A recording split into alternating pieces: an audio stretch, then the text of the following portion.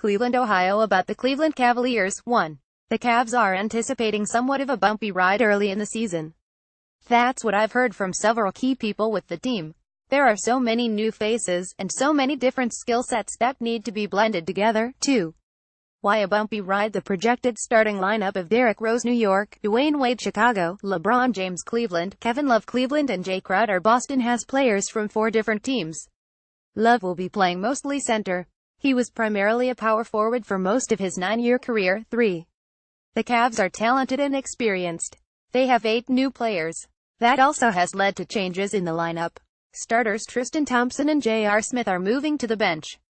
At first, Smith was not happy about it. He has started at shooting guard ever since he came to the Cavs in the middle of the 201,415 season.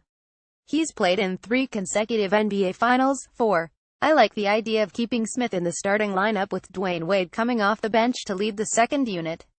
But Coach Tyrone Lue is starting Derrick Rose and Wade in the backcourt. It's possible Rose can go to the bench a few minutes into the game and be the ball handler with the second unit. 5. As it stands, Wade and Rose start together in one backcourt. The reserves are Iman Shumpert and Smith. Kyle Korver can also play shooting guard.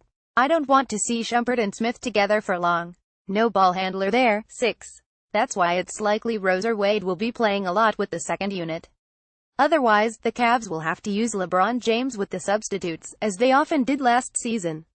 But the acquisition of Rose and Wade were designed to take that burden off James. 7. The Cavs also have veteran point guard Jose Calderon. The front office and coaches like Calderon.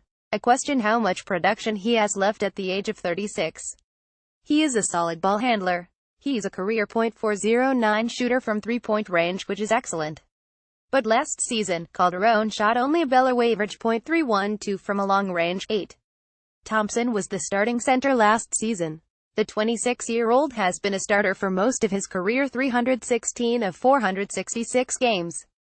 He is the only Cavs player with any ability to protect the rim as a shot blocker inside. 9. I'd start Smith and Rose, along with Love, James and Crowder.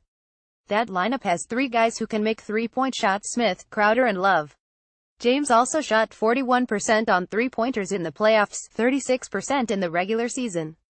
James likes to be surrounded by long-range shooters along with one other playmaker who can drive to the rim. 10. Early in the season, Lue will look at the all options. As for Thompson and Smith coming off the bench, the transition will be easier if the Cavs are winning. If that possible early season bumpy ride ends up with the Cavs driving into a ditch, then there will be pressure to return at least one of them to the starting lineup. 11. New general manager Koby Altman has done a nice job of adding talent and depth. Last season, there was no backup point guard until Deron Williams was acquired late in the season. Last weekend, I wrote about the dramatic changes and they look to be major upgrades with Rose, Wade, Green, Crowder and Isaiah Thomas when healthy. 12. Now it's up to Lue to sort it out. At a recent practice, Lue said he was still looking at what works.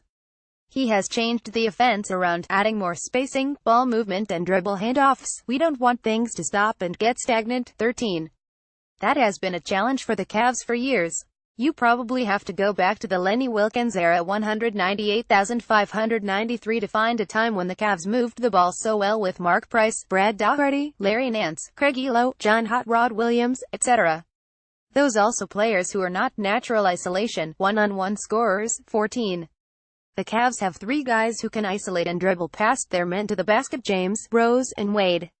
So this will not be a Princeton offense, or a Bob Knight pure motion offense. There will be room for those guys to drive. 15. The Cavs have been impressed with the passing of Crowder.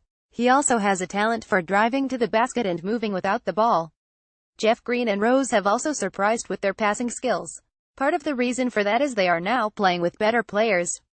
It's fun to pass the ball to a guy who can put it in the basket. 16.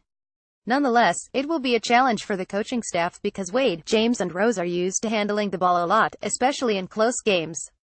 Lue talked about how as players get older, they learn to sacrifice to win. A lot of the Cavs will have to do that. 17. Isaiah Thomas hip injury isn't in this discussion because he's out until January. But he is another player who is accustomed to leading an offense and having the ball. 18. Jeff Green has shown a knack for being effective when he receives the ball in the elbow area near the foul line. The coaches have liked Green's basketball IQ and really think he'll fit in well. The 6'9" Green can help defending opposing small forwards. The idea of adding Green and Crowder was to add more athletic wing players, especially on defense. Green's defense was very iffy on a bad Orlando team last season. 19. Not much has been said about Korver returning to the Cavs, but it can mean a lot to the team. His shooting and ability to move without the ball to get open should help the Cavs, assuming Lou is able to incorporate more passing and cutting into the offense. 20. The Cavs trading Richard Jefferson and Kay Felder to Atlanta for future second-round picks was a roster and salary cap clearing move.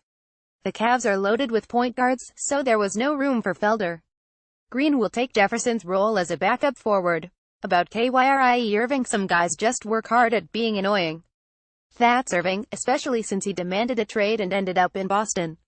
The latest was Irving telling the undefeated Mark Spears, "You could see it was a vast difference between what Cleveland is and what Boston is. Boston is one of those cities. I'm driving in and I'm like, okay, I'm really in a real-life sports city and great city." Irving grew up in New Jersey and he's an East Coast guy. He is more comfortable there, which is why he likes Boston. "I grew up in the Cleveland area. I've lived in Northeast Ohio for all but 3 years. I'm a Midwestern guy. I prefer Cleveland to Boston." Irving likes the bigger city. That's fair, but his comment about "I'm living in a real-life sports city" is odd. Boston is a terrific sports city, but Irving should know how Cleveland embraces and loves sports. The Cavs championship parade was epic. The Cavs have sold out every game since James returned. In 2016, the Cavs were in the NBA Finals, the Tribe in the World Series. Irving should know better than to act as if he played the first 6 years of his career in front of a few Penguins at the South Pole. Meanwhile, Isaiah Thomas has said he may not want to talk to Boston general manager Danny Ainge again. Understandable, because he was hurt and stunned by the trade. But Thomas gushed about the Boston fans and the city, talking about how grateful he was to play there. That's what a player should do after he was embraced by the fans. Irving should take note.